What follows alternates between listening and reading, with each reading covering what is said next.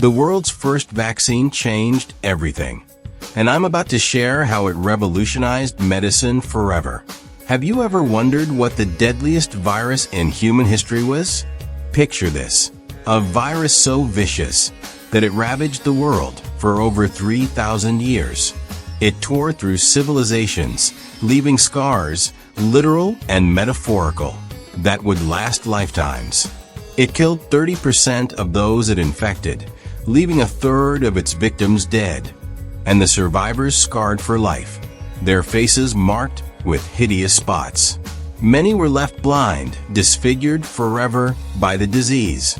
This virus, known to us today as smallpox, was so deadly that when it reached Japan in 1735, it wiped out a third of the population. In the Americas, brought by European colonizers in the 1500s, it annihilated 90% of the native populations. Russia in the 18th century saw every seventh child born die from it. Civilizations were erased from history because of this relentless killer. To put this in perspective, smallpox claimed an estimated 5 million lives every year. Over a century, that's 500 million lives, 500 million people killed by this monstrous virus. The recent COVID-19 pandemic seems mild in comparison. Known by various names throughout history: speckled monster, the red plague, or Madalagna in India, smallpox was a catastrophe of unimaginable scale. But as horrifying as this disease was, there was one village in 18th century England where the farmers seemed immune to it. No one could explain why. Could they have been gifted with some sort of superpower? While the world was gripped by fear of this deadly virus, why were they spared? Smallpox, spread by the variola virus, was a highly contagious disease.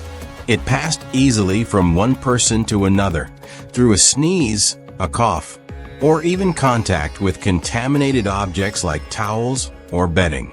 Once infected, the symptoms began innocuously, like a cold or flu, but then the terrifying rash would appear.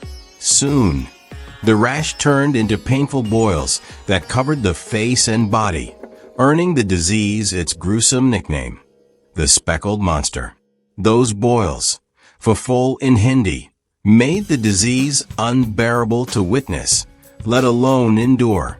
Once someone had been infected, there was no cure, and after enduring the headaches, vomiting, and fever, they often succumbed to the disease. This would happen within a week or two.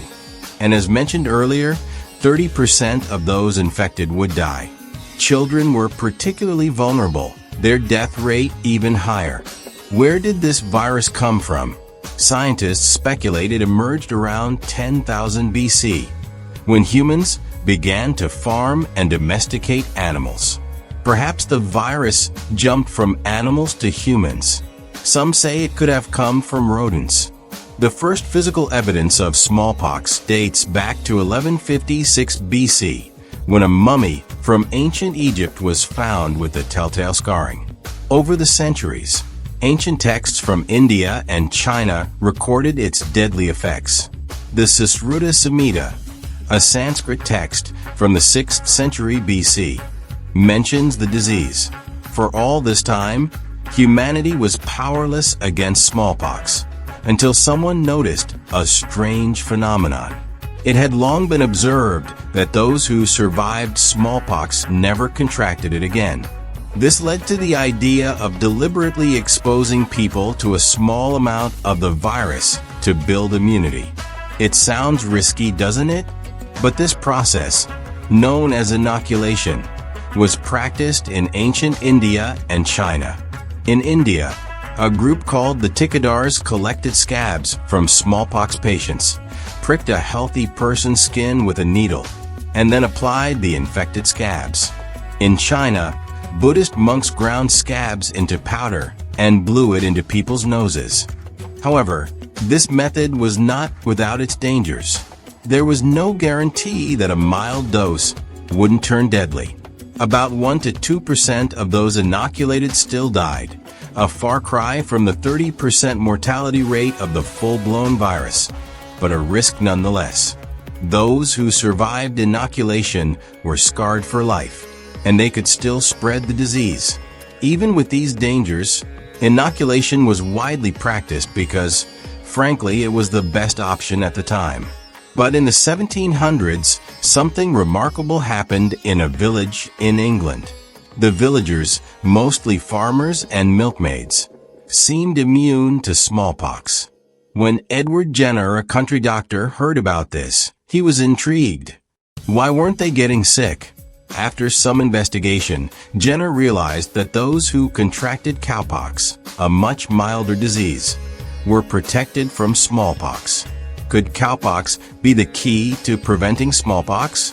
In 1796, Jenner decided to test this theory in a now famous experiment.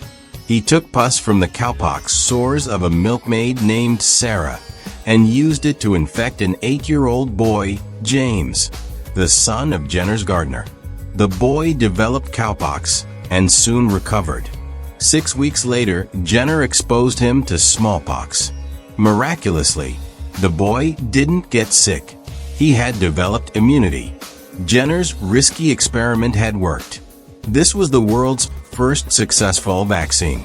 In fact, Jenner coined the term vaccination from the Latin word vacca, meaning cow, in honor of the cowpox virus that protected against smallpox. But Jenner's discovery wasn't celebrated immediately. Far from it. When he presented his findings to the Royal Society in London, he was ridiculed. The idea that cowpox could protect against smallpox was met with skepticism. Some people found the idea of injecting animal matter into humans repulsive, fearing they would turn into cows. Religious groups decried the vaccine as unnatural, while those who profited from inoculation strongly opposed it. Yet Jenner persevered, gathering more evidence and publishing his research. Slowly, the medical community and governments began to take notice. By 1853, the British government made smallpox vaccination compulsory for children, sparking the first anti-vaccine movements. As the vaccine began to spread, new challenges arose. How could it be delivered to distant parts of the world? Jenner and others devised creative methods to transport the vaccine, even using ships full of children infected with cowpox to keep the virus alive until they reached their destination. One such ship brought the vaccine to India in 1802. Despite this, it took nearly 2 centuries for smallpox to be eradicated in India. In 1974, an outbreak in India killed more than 15,000 people in just 5 months. At that point, 86% of the world's smallpox cases were in India. The government, along with the World Health Organization, launched a massive campaign to vaccinate the population. Posters, radio broadcasts, and even monetary rewards were used to encourage people to report cases of smallpox and get vaccinated. By 1975, the last case of smallpox was seen in India. A few years later, in 1979, the World Health Organization declared the disease officially eradicated worldwide. It was one of humanity's greatest triumphs. Think about it. From an experiment in a small English village to eradicating one of the deadliest diseases in human history.